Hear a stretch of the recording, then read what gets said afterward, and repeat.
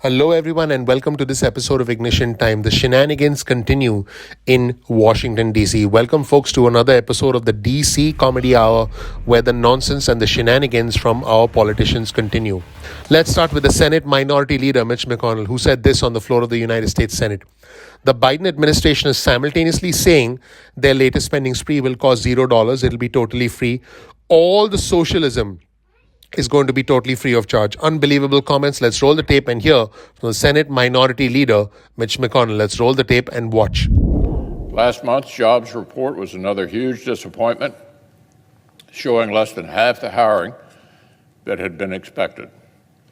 But amazingly, the Biden administration and many of our colleagues seem to think the cure for this inflation hangover is the hair of the dog.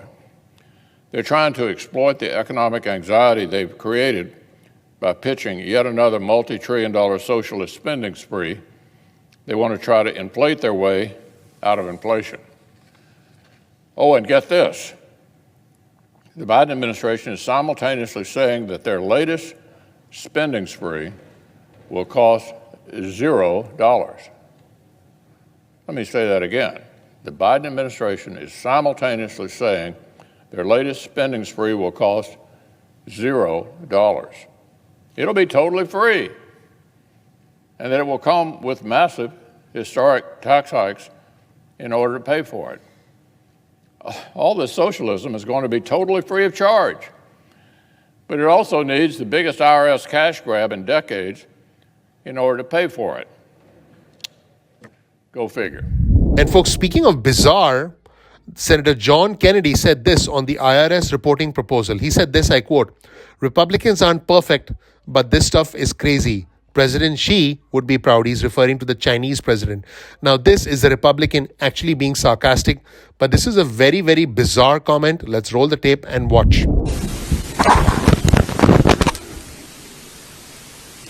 Whether it's $600 or $10,000, under this proposal, the intimate financial details of everyone in this room, at a minimum, of every American who has a job, will be turned over on a daily basis to the IRS. What could possibly go wrong? Republicans aren't perfect, but this stuff is crazy. President Xi would be proud. Now, Secretary Yellen, who's one of the leading proponents of this squid-brained idea, says we need to do it to catch rich tax cheats. She knows better than that. Why throw the net so wide? This proposal, like a lot of proposals in my Democratic friend's bill, is not about public policy, and it's not about taxes. It's about control. There are too many people in charge right now in Washington, D.C. who just don't trust Americans to know what's best for themselves. They just don't trust Americans to make decisions for themselves. Their attitude seems to be, do what you're told. Just do what you're told, and if you do that, we might let you eat meat occasionally. This is another step in that direction. And I hope my Democratic friends rethink this idea. And speaking of bizarre comments, here's more stuff from the Senate Minority Leader, Mitch McConnell. He said this: Democrats have schemed for even greater access to Americans' personal finances so Washington bureaucrats can spy on citizens' routine transactions. That is not what American voters signed up for. Let's roll the tape and check out this new conspiracy from the Senate Minority Leader, Mitch McConnell. Check it out. But Washington Democrats aren't just laying out massive new tax hikes in the light of day. They also want to hand the IRS new snooping powers to start digging through individual Americans' bank accounts. They want to pay for their reckless taxing and spending spree by treating normal American households like everybody is under audit. They want to treat normal American households like everybody is under audit. So, to review, this has been the story of Democrats' unified control of government in 2021. Here's what they've done. First, they kneecapped our economic recovery with stifling spending, including to pay Americans more to stay on the sidelines than to rejoin the workforce. Then, as working families feel the pinch of runaway prices, they're putting forward even more spending and also massive tax hikes. And as icing on the cake, they've schemed for even greater access to Americans' personal finances so Washington bureaucrats can spy on citizens' routine transactions. So, Mr. President, this is not what American voters signed up for. And it won't earn a shred of support from this side of the aisle. In the meantime, the Democratic Congresswoman Pramila Jayapal, who is a very powerful figure in Washington, said this: "The president is the inspirer. He is the closer. He is the convincer, the mediator in chief. He really is doing a phenomenal job." Let's roll the tape and watch. And I think that there are lots of possibilities on the table, some of which might be in the bill, some of which may not be. And so we just need to continue to look at the final agreement around that, because I don't think there is a final agreement there, but we're hopeful that we're going to get to a significant investment in climate. How would you describe the president's beyond role October right now? 31st? Is he the closer, and did he talk to you about any deadlines that he wants if it's not October 31st, which of course the House Speaker has said? The president is the inspirer. He is the closer. He is the convincer. The mediator in chief. He really is doing a phenomenal job. But to follow up on that, what about deadlines? Did he talk about deadlines? I mean, I think we're trying to get this, trying to get to a real close as quickly as possible. But to follow up, likelihood you'll reach a did he deadline? sound frustrated with what's going on? Is he taking a tougher stance? Is he basically saying, get this done? The president has been nothing but respectful of all that we're trying to accomplish, all that he's trying to accomplish in his Build Back Better agenda. And these conversations have been really great. They're really conversational. Others should say how they feel about this, but really conversational, really important listening sessions for him to hear from our members and for us to hear from him. And folks, speaking of a phenomenal job, I want you to know that I think the media tries to create as much trouble as possible, because at the end of the day, chaos sells. Good news does not sell as much as bad news.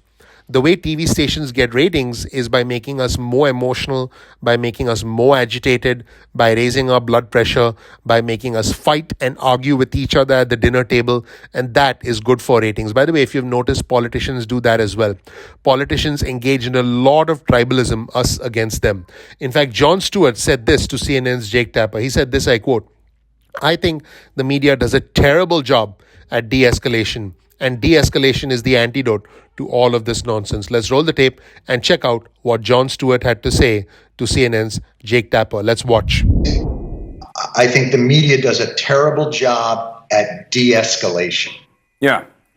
And de-escalation is the antidote to all this nonsense. And I don't mean civility, and I don't mean nonpartisanship. I mean focusing on things that are more urgent and elemental in people's lives, and really hammering away at those things. And folks, we saw that segment of Jon Stewart. Here's another segment with Jon Stewart where he sums up radicalization on social media. Stewart said this: "Everybody just dips their toes into radicalism, and then the algorithm says, I've got a 4-hour manifesto you've got to see." Here's what Jon Stewart is saying. He's saying that when somebody indicates that they are open to some sort of radicalism or some sort of bizarre, outlandish thoughts or beliefs. And by the way, this has happened extensively with all the tweets, with all these unbelievable tweets and unbelievable news on Facebook, which is just downright nonsense.